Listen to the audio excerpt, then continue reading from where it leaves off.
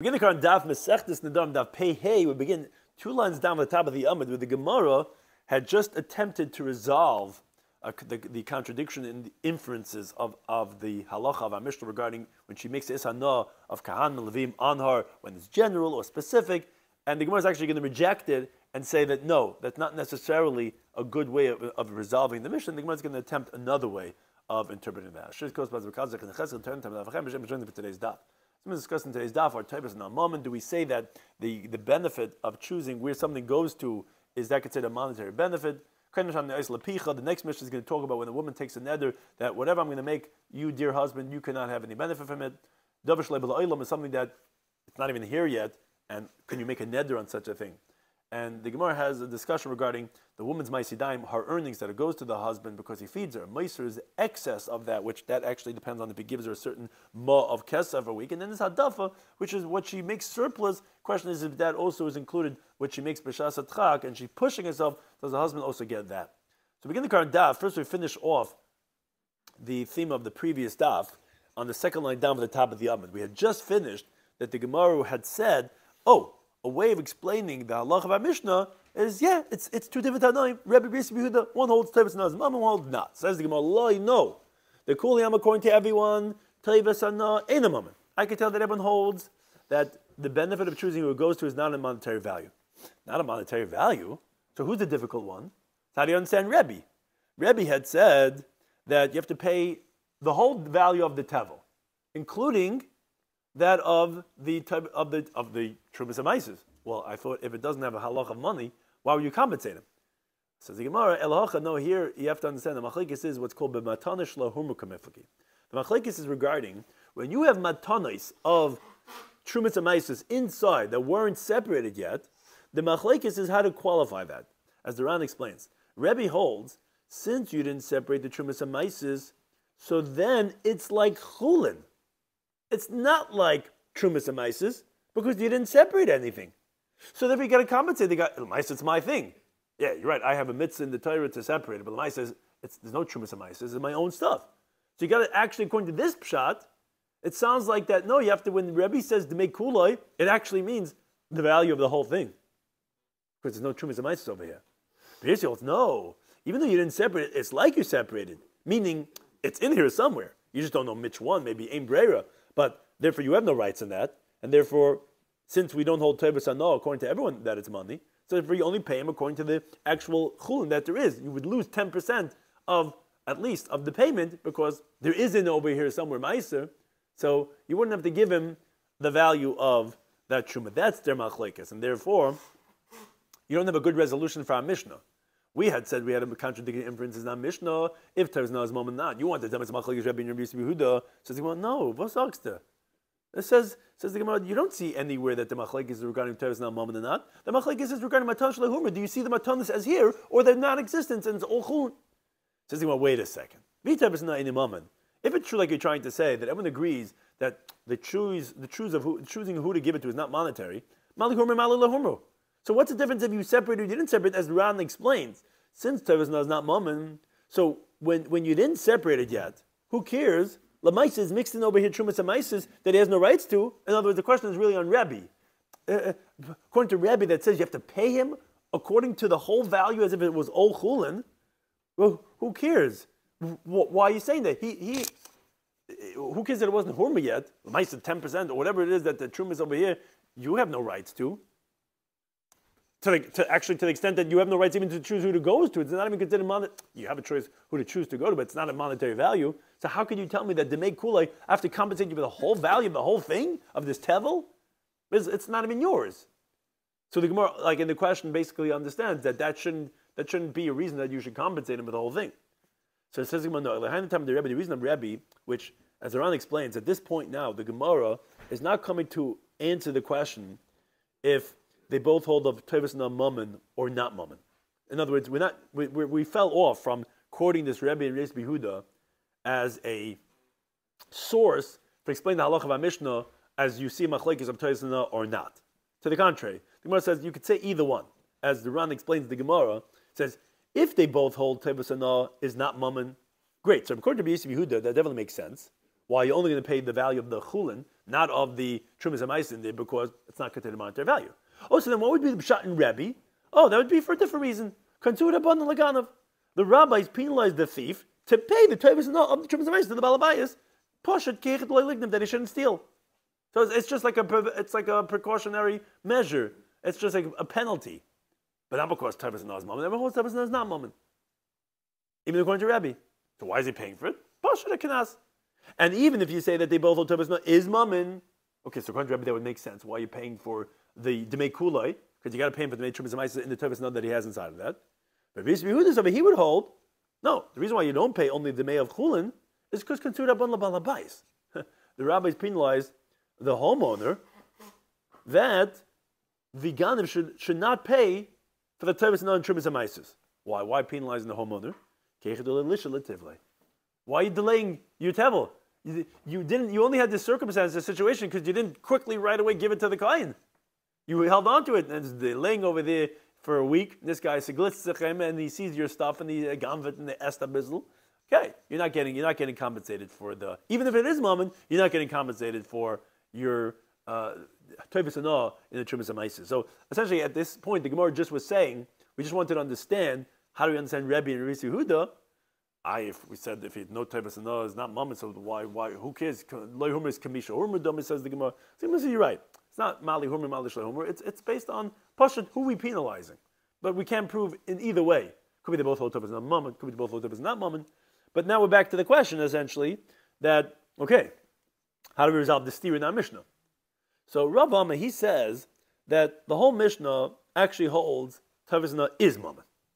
So that makes sense for the sake of the Mishnah when you say these kahanim, that we said they cannot take, only others could take, because yes, it's considered moment. And she said, I'm not giving any benefit to kahanim leviim, meaning to these ones, so she cannot. So what's on the Reisha that said that when she took from all kahanim leviim, that they're going to take it forcibly, she's not allowed to benefit kahanim leviim?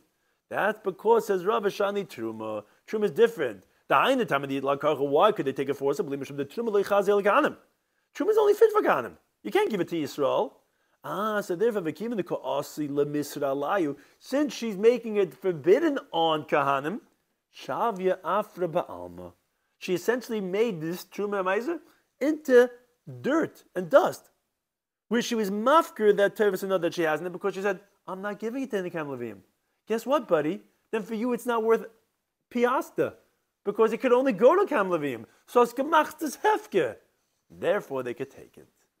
Now, the Ran just says from here it would sound like that if someone, a very interesting conversation he has, if someone makes hanos of his parents forbidden on himself, others could take it bal karcha. You don't tell this to kids in 5th grade because they say, when you make something forbidden on yourself, well, like we say hefka kaina, but you cannot stop them because even though you can go to the Rav and be shoyal on your neder, but l'maisa right now you weren't shoyal.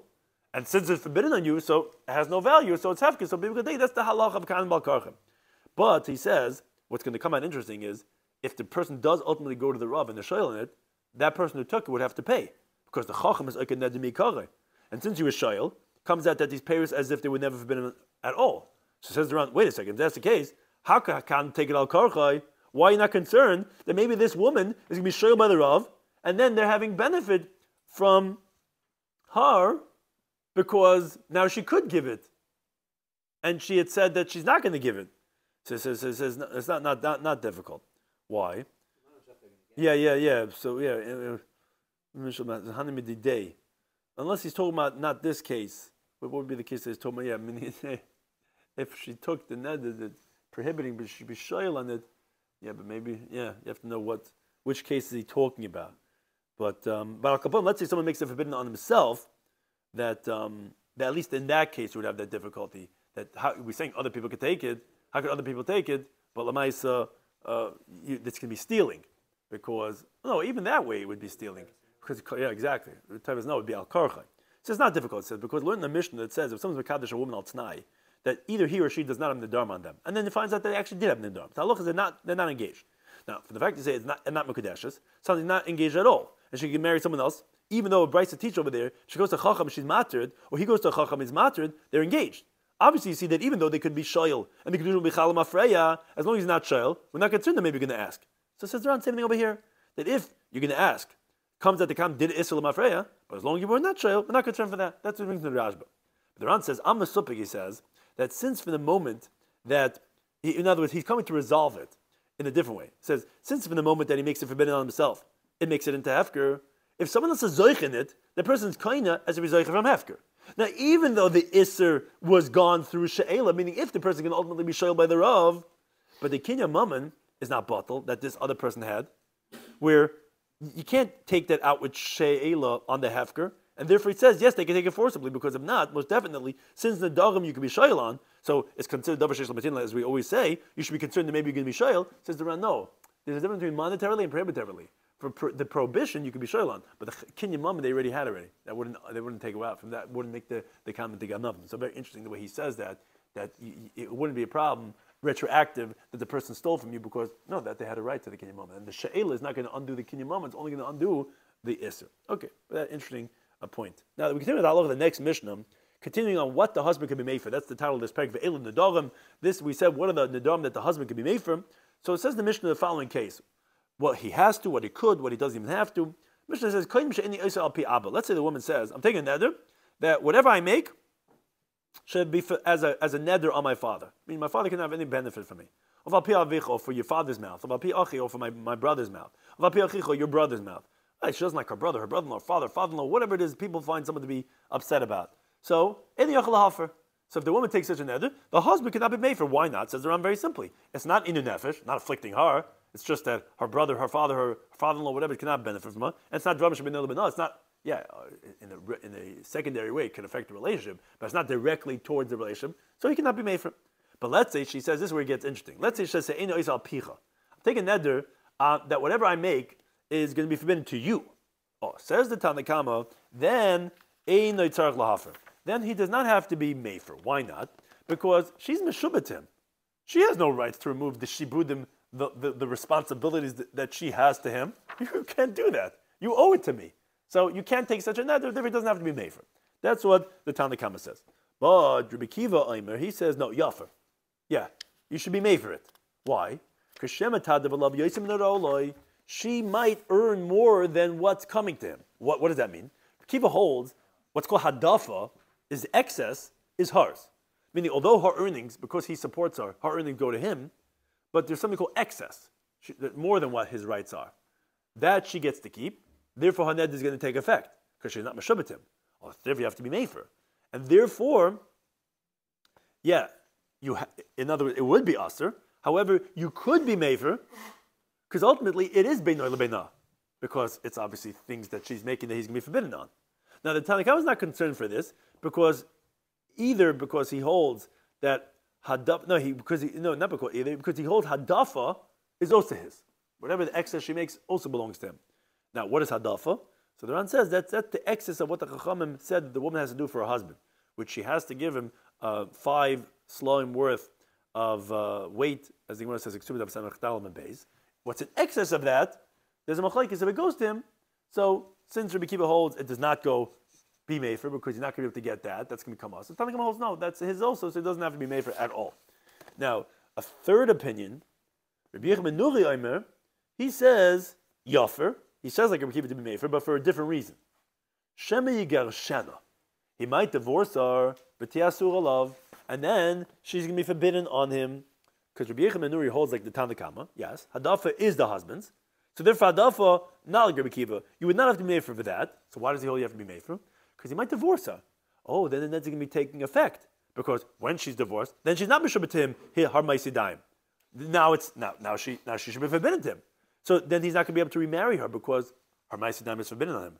And you can't be careful that a wife should not grind, should not bake. Any malachas that is said in the Mishnah, a woman does for her husband, all those things now become forbidden to him. So therefore, be made for her because you might get divorced and you're not going to be able to remarry. Now, Tanakama disagrees on Rabbi Yochanan Nuri. Now that's either for one of two reasons. Why does he disagree?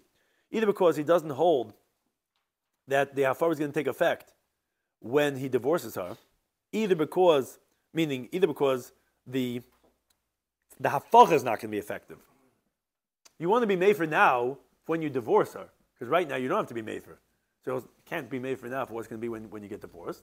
Or because the neder itself, since right now it's not going to take effect, So to the contrary, therefore then it's not going to take effect either. So it's like opposite reasons why he would disagree. Either because you can't be mefer, it's not going to help, or because you don't have to be mefer because it's not taking effect.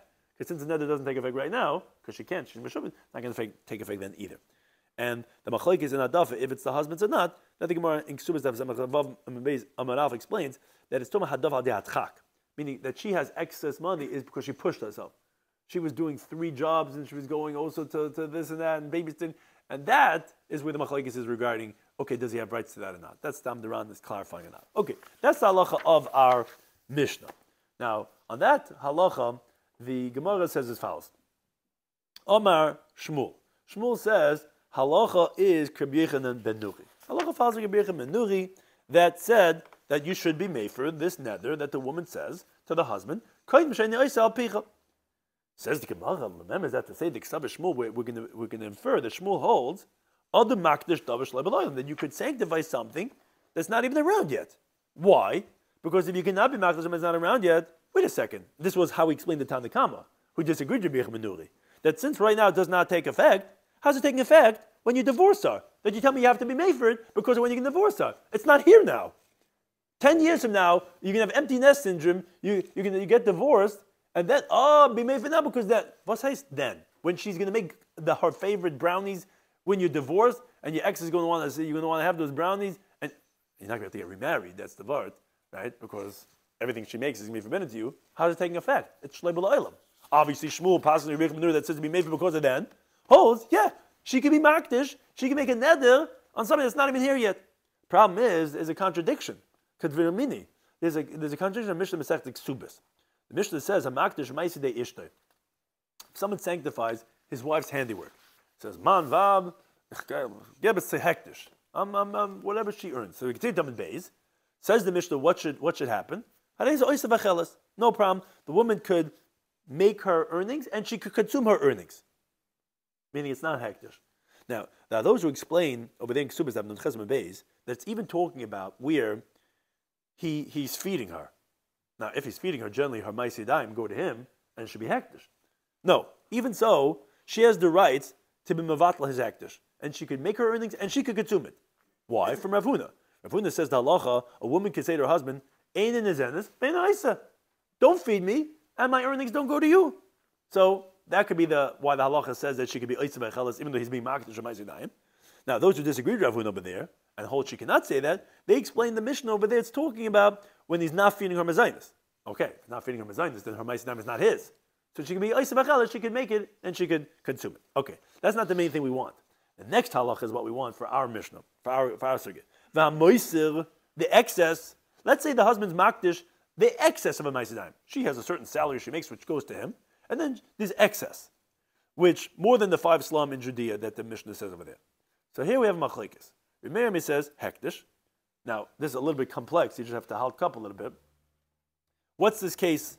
So Shmuel over there explains that it's talking about where he feeds her, but he doesn't give her the weekly allowance of a ma kesef, which Chacham said you only get the excess if you give also a ma of kesef. I mean, if you feed her, you get this 5 slime of mishkal of Yehuda. If she makes more than that, if you give her this weekly ma kesef, then you get that. If you don't, you don't. Now, it's talking about where he feeds her, so therefore you have one part, but he doesn't give her the weekly ma kesef. So when your mayor says that if the husband was makdish, the meiser, it's going to be hektish, that's not talking about when she's still alive. Because when she's still alive, he has no rights to that meiser because he doesn't give her the weekly allowance of a ma kesef. Rather, it's talking about that when she dies, then it's going to be hektish. Why? Because the husband merits in that meiser from Yerusha. He inherits it from her after she dies. And Remeah holds a person can be makdish it, even though it's not his yet. He can be makdish it. So it's hektish. He says no. He says that chulin, it's going to be considered as chulin because he holds a person that cannot be makdish it. So you don't have any rights in it right now. You don't give it the weekly mal kesef. This is makdish meiser is not yours. Fine. But Shmuel, this is the difficulty. Shmuel says he paskins aloch yirich l'hasamla. Wait a second. How can you say aloch yirich l'hasamla? Amma we say no the makdish b'shabaylam. That you cannot be makdish b'shabaylam. Well, that contradicts what he says in our Mishnah, like yirich menuri. That you could be makdish. You could make something in that b'shabaylam. Says the Gemara, if you're going to say, it gets a little bit more complex. If you're going to say, okay, Kikama when he says when he says in our Mishnah, that you should be made for al hadafahu de kamar. It's actually going on the excess. What does this mean? So it's a little complex. The Ran explains on this that he disagrees with Rabbi Kiva, that he says Rabbi Kiva says you should be made for because of hadafa, that Rabbi Kiva holds hadafa is hers. So because of that, it's hers. Rabbi Kiva said you should be made for. And that is what he's disagreeing on, that because of the hadafa, you don't have to be made for. Because the hadafa is also the husband's. It's only on that point that Shmuel is saying halacha Rabbi Yochanan, not on the whole halacha. Rabbi Yochanan said a different reason for being made for. Why do you say a different reason? Because he doesn't hold that that halacha would require you to be made for, because it's his. So you don't have to be made for. But what he says to be made for, because of his own reason, that Shmuel doesn't hold like him, because it does not require far, because that does not take effect, because the person cannot be makadosh Rabbi Shloimy Schwartzberg. Interesting to tell what the Gemara is trying to say, that when he says halacha is nuri, he doesn't mean in Gansen in this whole halacha of being made for because of this. When you get shemi, you get sheni, you get divorce. No, I mean on the diuk, what he disagrees with Rabbi Kiva. Kiva says be made for because of hadafa. No, that you don't have to do, because no, that's his. It's not hers. So the Gemara doesn't like this, because if that's the case, then what he should have said was three different options. Either le malacha could Rabbi Yochanan nuri badafa. You should have been clear about it. Don't say halacha Rabbi Yochanan nuri stam. That it's not, because that would sound like it's only going on the dafa. If it sounds like you're going the primary halacha of Yafel, you should have been clear about it and said you only hold like him that what he disagreed with Rabbi Kiva regarding hadafa. Or inami, you should have said halacha ketanakama. You should have said that like Tanakama, who he actually says you don't have to be made for, because the person will not makadosh Rabbi Shloimy Schwartzberg, and that's how you hold. You're not makadosh Rabbi Shloimy Schwartzberg, and he also disagreed with Rabbi Kiva. Or inami, a third approach, you should have said halacha Rabbi Kiva, halacha of Rabbi Kiva. That would have made sense, because that would have sounded like that the halacha is only like Rabbi Kiva, because you don't need to have afar, because a person cannot make Rabbi Shloimy Schwartzberg like Rabbi Yochanan Sandler, but not what he says that hadaf is his. That's not true. It's only the husband's. In other words, you could have said the halacha of that we would have understood what you mean to say in at least the halacha of Yafar or not. So on that says the Gemara, Elam Rabbi Yosef says that, what are you asking? And this is where it gets a little bit more complex, and we'll leave this for the next daf, that how to resolve this question of the contradiction.